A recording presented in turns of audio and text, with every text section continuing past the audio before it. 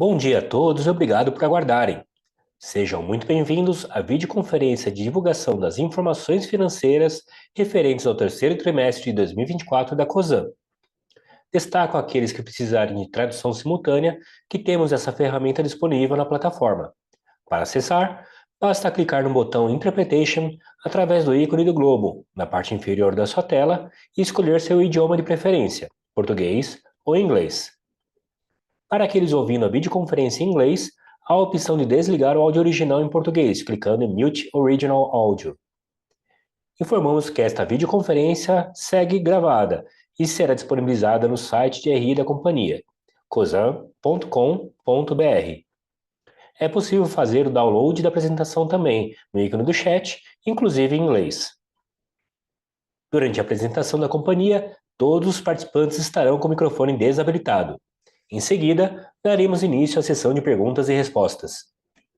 Ressaltamos que as informações contidas nesta apresentação e eventuais declarações que possam ser feitas durante a videoconferência relativas às perspectivas de negócios, projeções e metas operacionais e financeiras da COSAN constituem-se em crenças e premissas da administração da companhia, bem como informações atualmente disponíveis. Considerações futuras não são garantias de desempenho. Elas envolvem riscos, incertezas e premissas, pois se referem a eventos futuros e, portanto, dependem de circunstâncias que podem ou não ocorrer.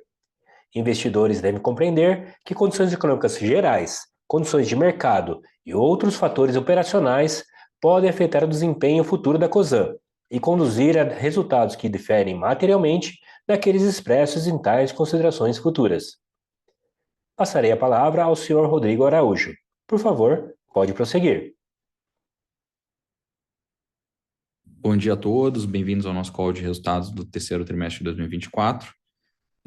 Começando pelas nossas prioridades, né, acho que é sempre importante reforçar, a gente tem tratado isso continuamente, da importância de disciplina na alocação de capital, a gente bastante, né, atento aí à alavancagem e fazendo liability management nesse período de taxa de juros elevadas, para que a gente consiga navegar melhor esse cenário. A gente segue bastante focado na execução do nosso portfólio, né, de entregar os planos dos nossos negócios e conseguir executar o que está planejado para o ano, sempre, obviamente, com elevados padrões de segurança. E acho que é importante aqui reforçar algo que a gente vem falando ao longo dos trimestres do nosso foco nas pessoas e no pipeline de talentos. A gente anunciou aí recentemente mudanças importantes no grupo e todas elas suportadas pelo nosso pipeline de talentos, que acho que reforça um pouco essa nossa mensagem de ter as pessoas certas sempre para executar o que a gente tem no planejamento.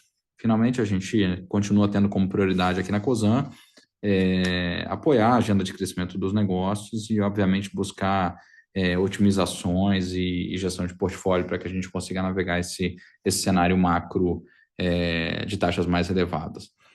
Passando aqui para a gestão de portfólio no período, eu destaco que, começando pela própria COSAN, né, em termos de liability management, a gente fez amortização das debêntures da RLOG, que a gente tinha comentado no trimestre passado, e fizemos uma emissão recente de 2,5 bi no mercado local, aproveitando o ambiente de taxas competitivas para que a gente faça aí a gestão das amortizações do período de 2024 a 2026, que já fizemos, e agora atuando em cima do vencimento de 2027.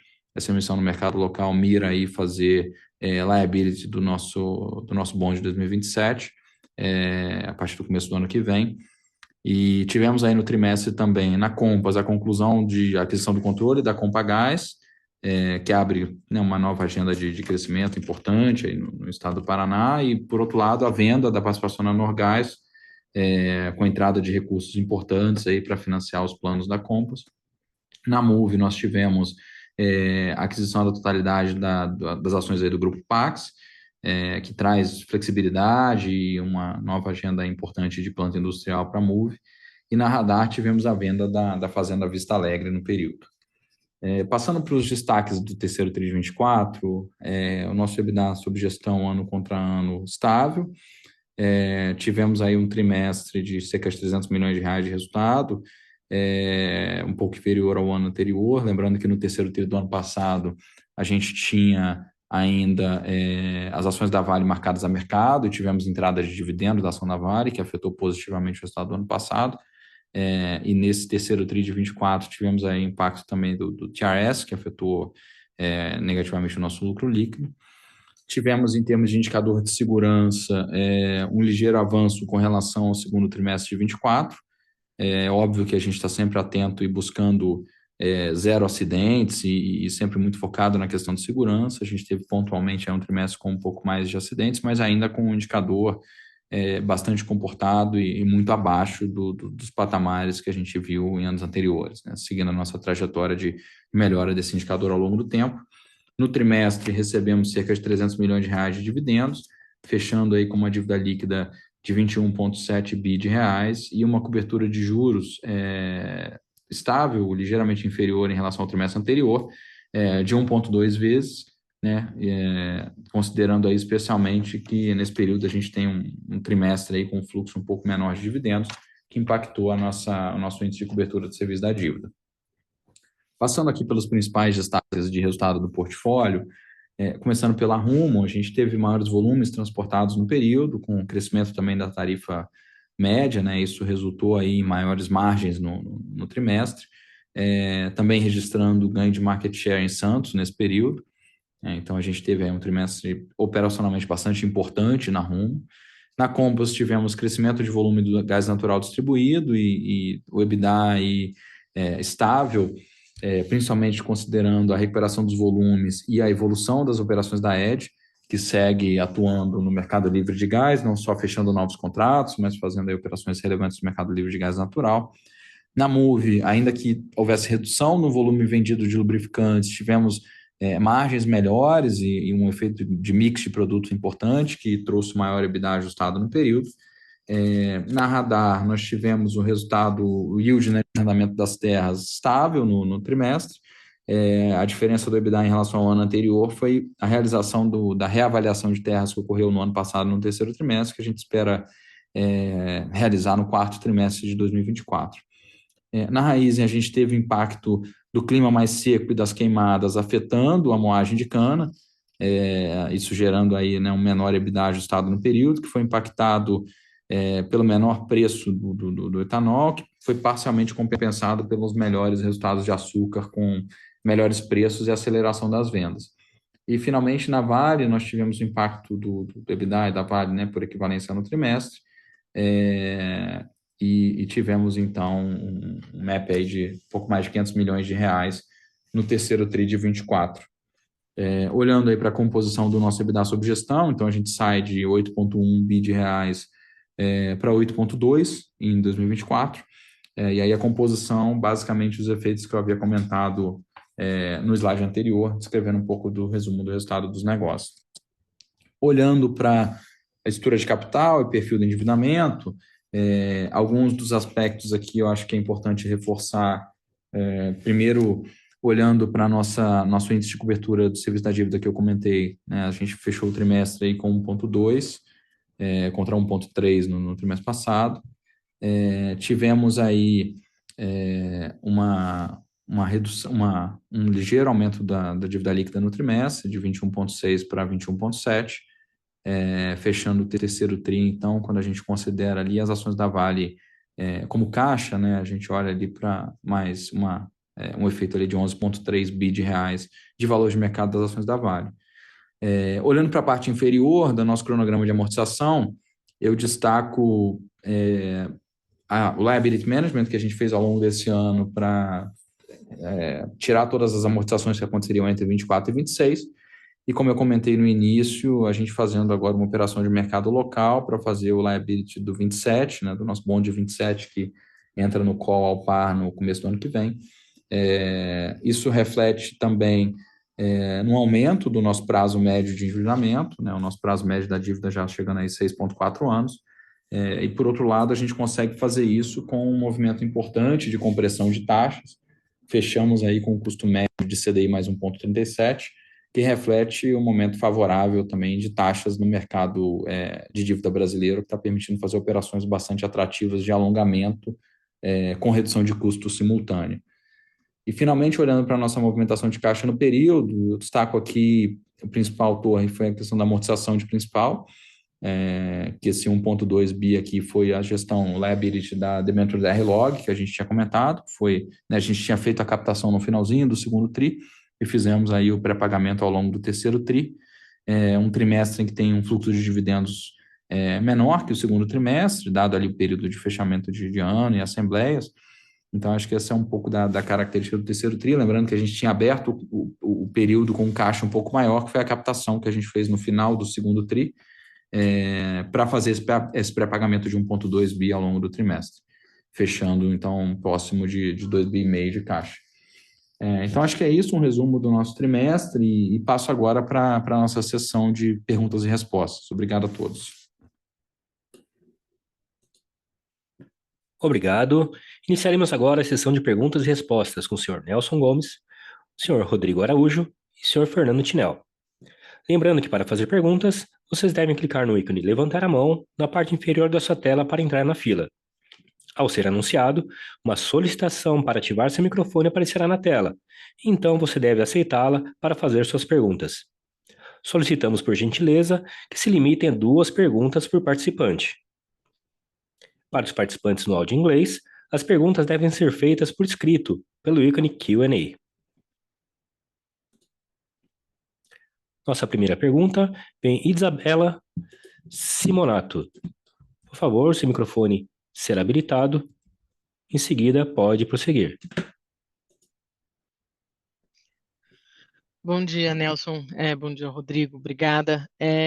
Nelson, eu queria aproveitar, né, sua presença aí no call e acho que diante das mudanças, né, que foram anunciadas de management, né, entender um pouco o contexto, né, que isso se dá, que eu acho que para nós está relativamente claro, mas mais do que isso, é um pouco da sua visão sobre Raizen nesse momento, né?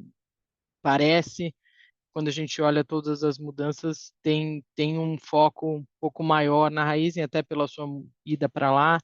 Enfim, um pouco da sua leitura e do que a gente pode esperar, talvez,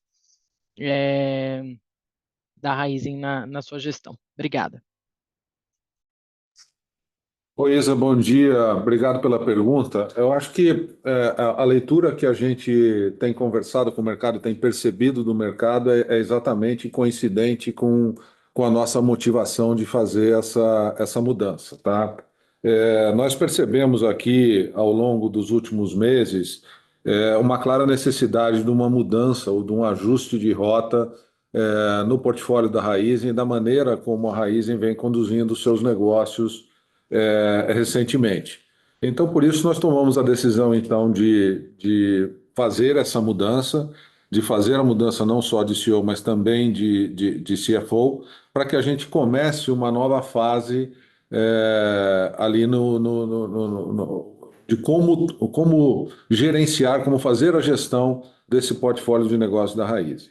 Olhando o contexto, como você perguntou, qual é a minha percepção? A minha percepção é que a gente, ao longo dos anos, nós nos afastamos do nosso core business, nós criamos ali uma série de iniciativas periféricas que acabou, ao longo do tempo, tomando atenção do management, crescendo a estrutura, tornando a estrutura talvez complexa demais para que o mercado entendesse todas as fontes ali de receita do portfólio.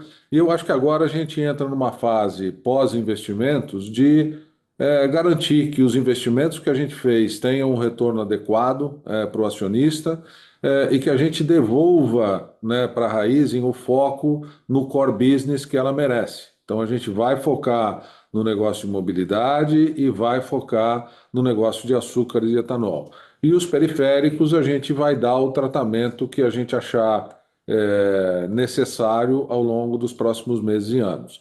Então é uma mudança sim, é uma necessidade percebida pela Cosan e pela Shell. Acho que é importante mencionar aqui também, diante da tua pergunta, Isa, que a mudança foi feita absolutamente em comum acordo com o sócio Shell. E a partir de agora, então, esse é o meu último call aqui com vocês como Cosan. A partir de agora, eu passarei a encontrar vocês lá nos calls de Raizen a partir do próximo TRI. Não, excelente. Se eu puder fazer uma outra pergunta em função do que você disse, Nelson, é, se você puder talvez pontuar o são considerados os negócios periféricos e nessa mesma leitura, um pouco da sua visão sobre o próprio E2G, né? Eu entendo que ele tem sido um grande investimento feito para a Raizen, que tem todos os seus potenciais retornos aí, benefício, mas ao mesmo tempo ele tem sido bastante demandante do ponto de vista de capital, né? Onde que ele se encaixa, talvez, dentro desse foco no core? Só para entender um pouco sua leitura. Obrigada. Vamos lá, o E2G é parte do que é core, de açúcar e de etanol. Então, no momento, nós temos duas plantas em operação, né, que é a Coop e Bonfim, Coop que foi a primeira lá atrás, Bonfim que está operando já há quase 12 meses. A gente tem duas plantas que começam agora o comissionamento esta semana, e duas plantas que estão em construção. A gente em algum momento vai rediscutir, reavaliar o E2G. Agora, as plantas que estão em comissionamento hoje, que é Barra e Univale, e as plantas que estão em construção, que é a Gasa e Vale do Rosário, essas serão concluídas. E como eu disse aqui, o meu trabalho lá agora é fazer com que todos esses investimentos feitos nos últimos anos, o que inclui, obviamente, o E2G, é fazer com que esses retornos voltem aos acionistas. Tá? Agora, neste momento, a gente não tem nenhuma decisão com relação à continuidade da expansão do E2G. Então, agora é o momento de fazer essas duas plantas que hoje estão em comissionamento operar bem, terminar a conclusão das duas que estão em construção também dentro do prazo e dentro do budget, e aí sim avaliar a eventual decisão de próximas plantas ou não. Perfeito. Muito obrigada, Nelson. Nossa próxima pergunta vem de Thiago Duarte, BTG Pactual. Se o microfone segue habilitado, por favor, pode prosseguir. Olá, obrigado. Bom dia, Nelson, Rodrigo, bom dia a todos. Eu queria puxar a discussão para a conta do índice de cobertura lá do serviço da dívida, né? Quando a gente olha, né, as fontes de dividendo nesses últimos 12 meses, né, a gente teve, né, acho que chama mais atenção um dividendo bem forte da Compass, né, inclusive com redução de capital, e, e assumindo que esse tipo de evento não ocorra, né, e imaginando o dividendo das demais operacionais não muito diferente, e obviamente com o atual patamar de juros, dá a impressão que esse índice vai cair um pouco mais nos próximos trimestres. Aí a pergunta para vocês é se vocês entendem que esse é um cenário realista, que eu estou propondo aqui, e aí qual que é o grau de, eu não vou chamar de desconforto, mas qual que é o nível do índice de cobertura que vocês entendem que gera mais desconforto, né? No sentido de, são várias as alavancas que a gente já discutiu aqui nesse call algumas vezes, de capacidade de girar o portfólio, de levantar ativo, o passivo está super alongado, mas do ponto de vista né, de diminuir ou de melhorar essa conta com um pouco mais de urgência. Eu queria entender qual que é o patamar que vocês ficam mais desconfortáveis. Obrigado. Obrigado, Thiago, pela pergunta. Bom dia. Vou começar passando um pouco sobre a questão do que você falou no início do dividendo e da subida de dividendos dos negócios, né? Acho que é um ponto importante. Aí você falou agora no final do casamento da perfil do nosso passivo. Casar né, a maturidade, ali, a duration do nosso endividamento com o ciclo de capex dos negócios foi algo que a gente veio fazendo ao longo do ano, né? Então acho que isso é importante.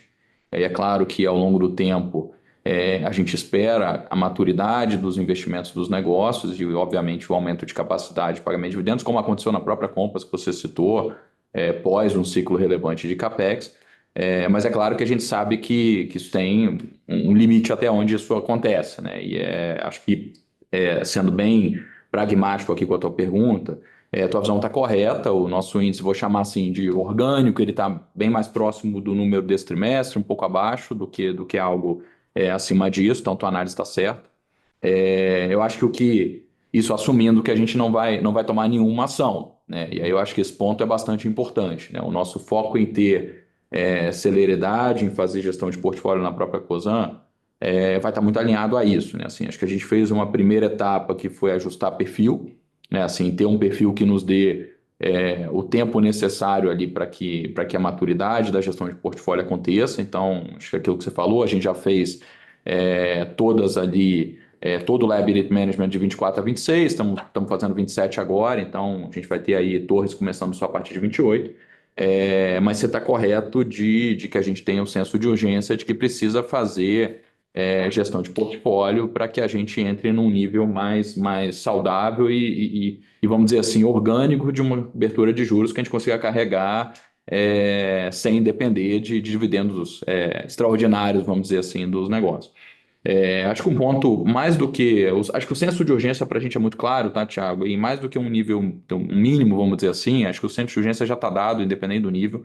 Eu acho que a gente olha muito mais para qual é o nível ótimo, né? Então, alguma coisa, como eu vinha falando, entre 1,5 e 2, seria o que a gente deveria estar mirando como nível ótimo, tá? Então, isso mais do que pensar no mínimo, que eu acho que a gente já está, assim, o senso de urgência acho que já tá dado aqui do nosso lado e estamos trabalhando nisso.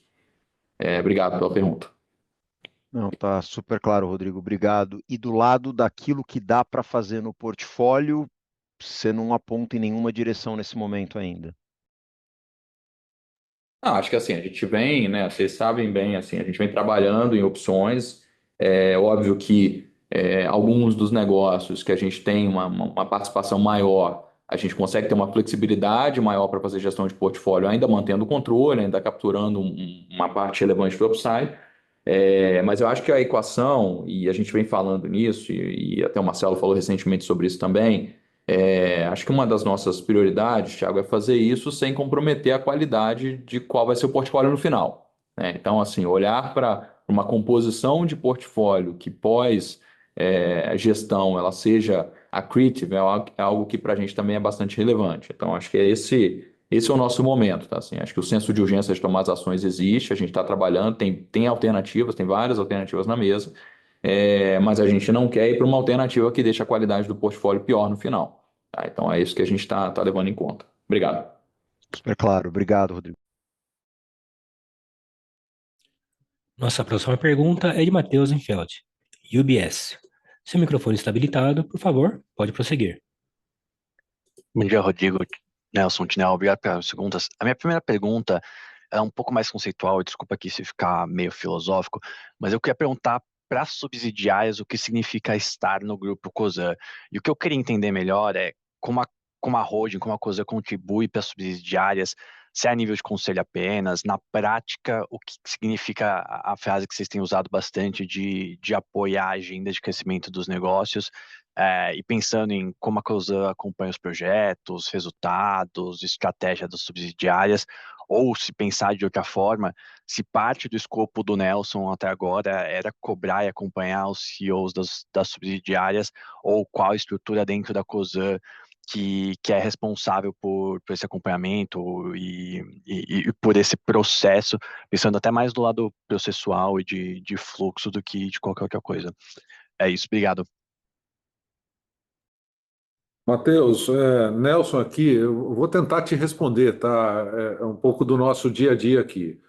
O que significa uma empresa fazer parte do portfólio da Cosan? Eu acho que é o acesso a um modelo de gestão, a uma cultura e uma forma de se fazer negócio e se destravar valor que a gente ainda acredita que é irreplicável no mercado. A gente mais acertou do que errou, eu acho que fazendo aqui uma avaliação ao longo dos últimos anos, e a gente vai continuar buscando mais acertar do que errar daqui para frente, tá? Então, desafios sempre vão existir. Eu acho que o meu papel até agora aqui na Cosan e o Marcelo daqui para frente não é cobrar os negócios, e sim se aproximar, construir junto, e buscar oportunidades de destravamento de valor, como a gente fez com grande parte do nosso portfólio até agora, né? Então, se a gente olha o nosso histórico, o track record de todos os ativos que a gente veio adquirindo ao longo do tempo, a grande maioria houve um destravamento de valor bastante significativo que nos permitiu, inclusive, seguir essa trajetória aquisitiva ao longo dos últimos 15 anos ou 16 anos, desde que eu me juntei aqui ao grupo. Então, acho que é um pouco isso que significa, mas para mim o mais importante é a minha primeira resposta aqui, é fazer parte de um modelo de gestão, de uma cultura e de uma forma de fazer negócio que destrava valor para os acionistas. Tá? Se eu puder só fazer um follow-up até um pouco na sua resposta para a pergunta da Isa, então talvez em que momento se chegou ou como foi o processo de chegar à conclusão e de análise dentro da Cosan, de que talvez a Raizen ali tinha uma necessidade de mudança? Acho que é um pouco para entender como é que foi tomada essa decisão, ou como é que foi essa discussão, ou como é que encaminhou isso, e entender o timing disso. Acho que, desculpa a pergunta um pouco filosófica demais, mas é mais para entender o processo e como vocês chegaram a essa conclusão em Raizen, mais não sobre esse tópico específico, mas pensando no processo geral, como isso foi durante os anos. Matheus, vamos lá. Acho que não é uma pergunta que tem certo e errado, mas o que a gente veio ao longo dos últimos meses percebendo em conjunto, acho que, como eu disse aqui na pergunta da Isa, sempre em conjunto com o sócio Shell, a gente foi ao longo dos últimos meses entendendo e percebendo uma necessidade de ajuste de rota, né? E aí, uma vez que nós concluímos que isso era necessário, tomamos a ação de uma maneira muito rápida, efetiva, fazendo as trocas que a gente julgou necessária de novo, de comum acordo com os dois acionistas. Eu acho que isso é um processo, de avaliação natural e que a gente vem sempre fazendo continuamente com todos os negócios. Tá? E com a Raizen chegou um momento de mudança, também de um final de ciclo, mas que a gente julgou necessário fazer uma mudança rápida e assertiva, para que ficasse clara, a decisão dos acionistas da necessidade de uma mudança ou de um ajuste de rota. Tá certo, obrigado.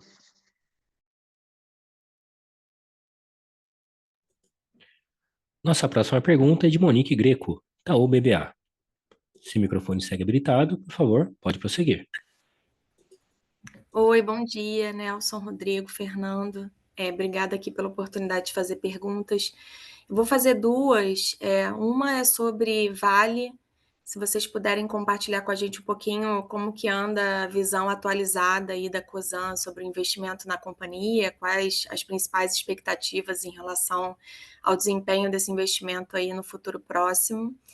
E a outra é sobre Move, Compass. Como é que vocês estão pensando aí, repensando a possibilidade de IPO desses negócios diante desse contexto mais desafiador de mercado, né? Quais são as alternativas que vocês estudam hoje de moves futuros com a perdão do trocadilho, de movimentos futuros aí para Move e Compass? Obrigada. Obrigado, Monique. Bom dia, obrigado pelas perguntas. Vou começar aqui pela Vale, depois o Nelson complementa sobre Move Compass também. Acho que em relação à Vale, eu acho que a gente teve movimentos importantes aí recentes, né? Assim, um processo de sucessão bem sucedido, uma dinâmica ali de um começo de uma gestão focada em alguns pontos que a gente entende que são importantes para destravamento e criação de valor na Vale. Então, acho que a nossa visão segue como a gente vinha trabalhando, de que a gente consegue criar valor nesse processo e estamos vendo aí recentemente eventos que a gente entende que são importantes para destravar valor na companhia. E obviamente a gente monitora cenário macro, o que está acontecendo ou vai acontecer em relação à China, e óbvio que isso também é um indicador importante para a gente monitorar ao longo do tempo. Mas não tem nenhuma mudança com relação à nossa percepção. É lógico que é sempre bom reforçar, e a gente, né, fala isso bastante, né? O ativo é líquido, é um ativo que a gente, né, assim, estamos construtivos com o que a gente está conseguindo entregar em termos de criação de valor, mas o ativo é líquido, né? Então é algo que a gente vai monitorar e continua monitorando constantemente. Tá? Então acho que esse é o ponto aí que a gente está.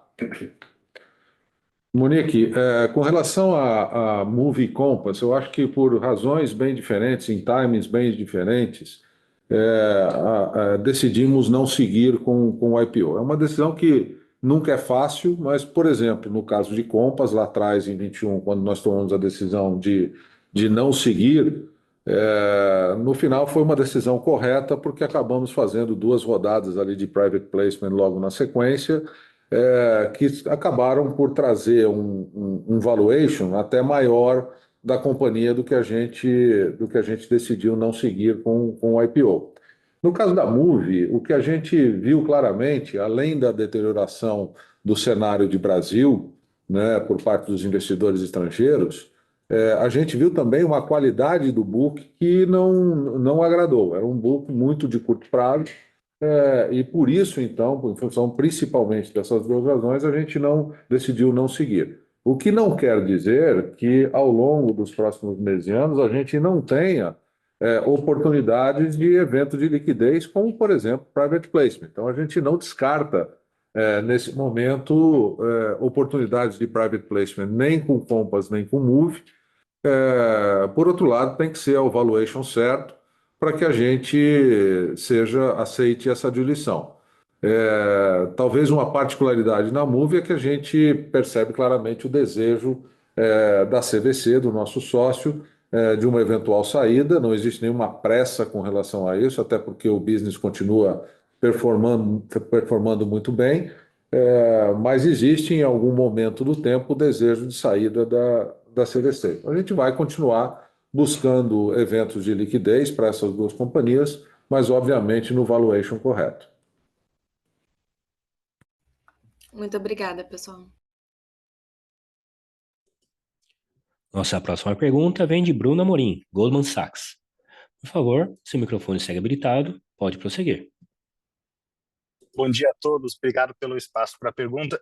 Gostaria de fazer um follow-up no comentário do Rodrigo a respeito do processo de reperfilamento de dívida, né? Rodrigo, você fez um comentário de que vocês estão conseguindo emitir dívida a custos atrativos. Então, eu acho que seria interessante você comentar como é que tem sido essas conversas com os investidores de dívida. Eu estou perguntando isso porque assim, o mercado de equity parece precificar um certo nível de estresse na empresa, né? O desconto de holding está no nível super alto.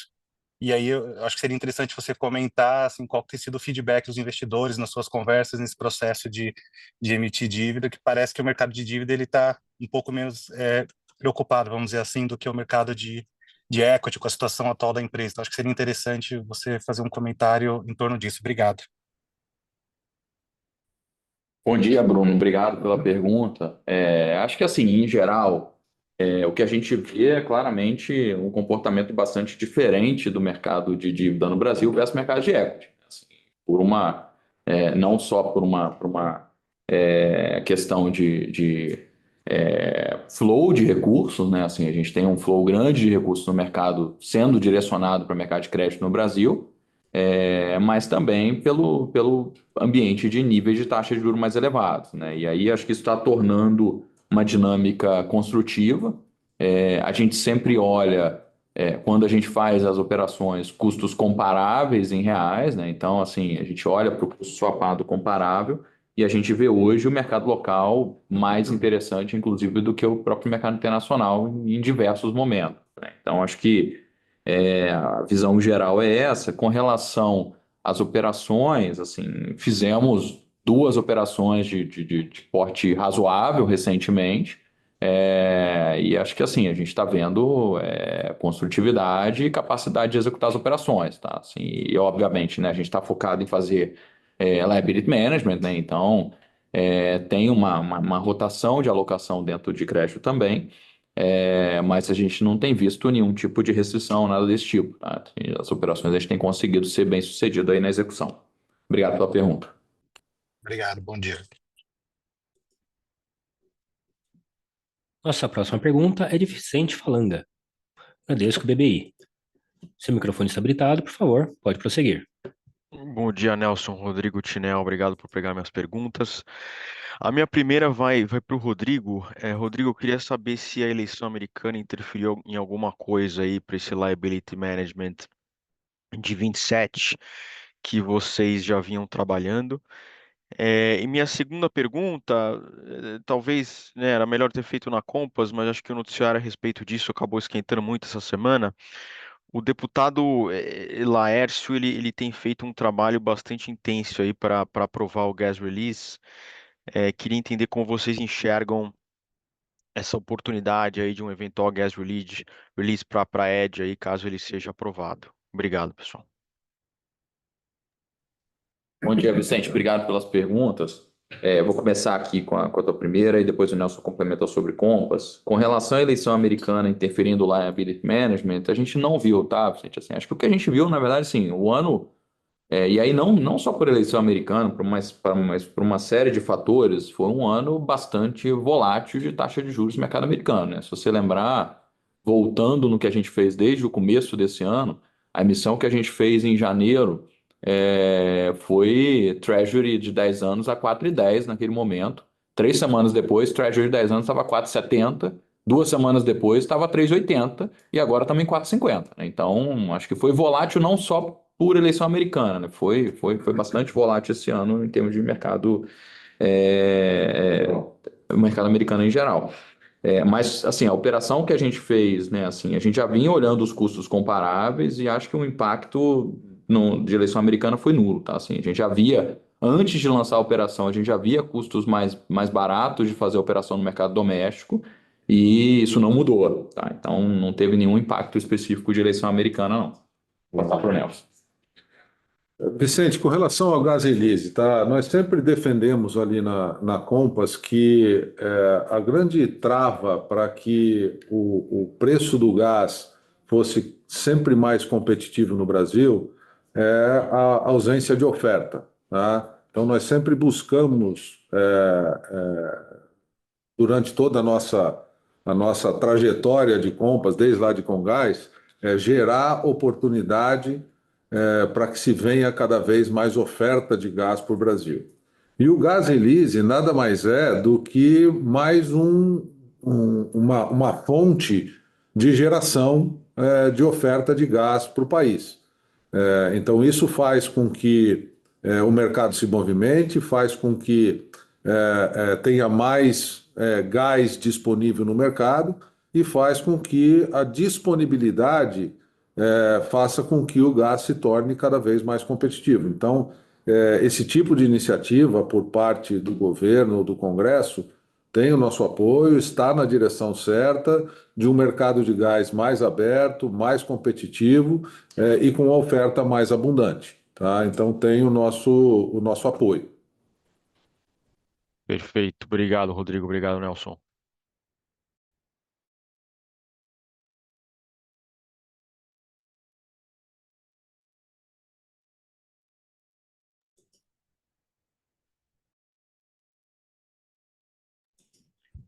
Nossa próxima pergunta vem de Regis Cardoso, XP. Seu microfone está habilitado, por favor, pode prosseguir. Oi, pessoal. Bom dia, obrigado por pegar minha pergunta. Eu entrei um pouquinho atrasado aqui no Q&A, desculpa se já tiverem perguntado, mas se puderem comentar, Nelson, Rodrigo, sobre a motivação aí para a mudança do management team e aí, em particular, Nelson, da tua visão sobre que tipo de mudanças estratégicas você acha que seriam necessárias lá na Raízen, por favor. Obrigado. Regis, bom dia, aqui é Nelson, obrigado pela pergunta. Essa foi exatamente a primeira pergunta do call aqui feito pela Isa. Eu vou tentar resumir aqui a resposta para não te deixar sem nenhuma resposta, mas se você quiser depois fazer um follow-up com a turma aqui, a gente pode esclarecer. Mas a motivação basicamente vem de uma necessidade identificada de um ajuste de rota em uma das nossas companhias, que é justamente a Raízen, e quando a gente identificou essa necessidade de ajuste de rota, nós olhamos internamente entre todos os nossos recursos disponíveis e alocamos a Raizen aquilo que a gente imaginou no momento ter o melhor fit. Eu ressaltei nessa primeira resposta aí, a pergunta da Isa, de que essa decisão foi uma decisão tomada absolutamente em conjunto entre os dois sócios, Cosan e Shell, e uma vez tomada a decisão, a gente implementou isso de uma maneira muito rápida. Tá? Então, acho que esse é o sumário aí do que eu respondi aqui, de algumas perguntas que vieram nessa direção ao longo do call. Tá? Perfeito, Nelson, obrigado. Eu vejo aqui na gravação a resposta completa.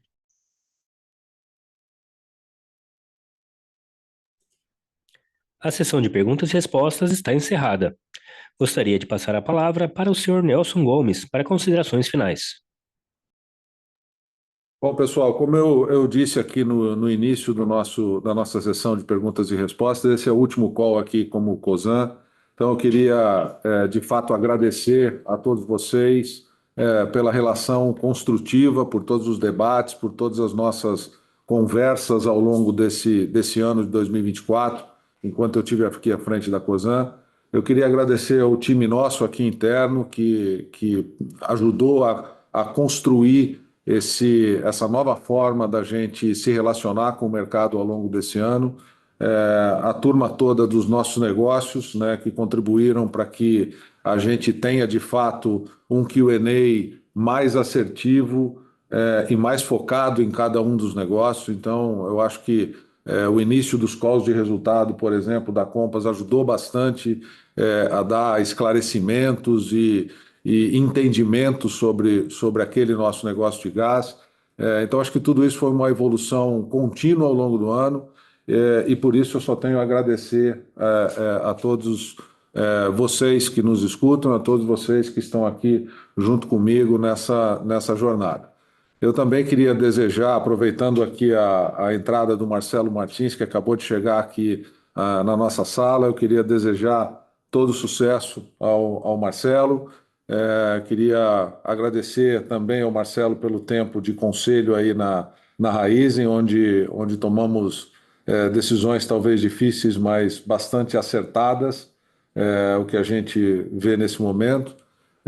E, de novo, desejar sucesso aí ao Marcelo e a todo o time nessa nova fase aí de Cosan. E eu vejo vocês no próximo call aí, converso com vocês no próximo call, já do outro lado da ponte, né, na Raizen. Então, obrigado. Marcelo, com você. Obrigado, Nelson. Bom, acho que todos nos conhecemos já aqui há um bom tempo. Eu que queria agradecer ao Nelson por essa contribuição enorme que ele fez aqui para o grupo, através da posição de CEO da Cosan. Como vocês sabem, o Nelson está com a gente há aproximadamente 16 anos, fez um trabalho excepcional, contribuições muito importantes para a empresa durante esse processo, durante esse tempo. E eu acho que ele está assumindo um dos grandes desafios dele aqui no grupo, que é a presidência da Raizen. Ele era inquestionavelmente a pessoa certa para isso.